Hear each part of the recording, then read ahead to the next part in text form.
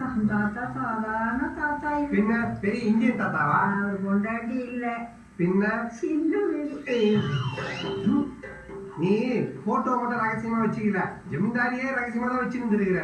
இந்த கன்றாவிலாம் பேர் சொல்லிட்டு இருக்கிற. சின்ன வீடா இந்த என்ன குட்டி போய் யாருக்கும் தெரியாம தாலி கட்டி அதை கொண்டாட்டியா ஆக்கிக்கிட்டாங்க. அப்ப அந்த முனையில இருக்கத்தான் வேணுமா? அந்த முனையில இருக்கத்தான் வேணுமா? இந்த அசிங்கமான ஆட்டோகிராஃப்லாம் பத்தி என்கிட்ட சொல்லிட்டு இருக்கிற. விஷயத்துக்கு வா.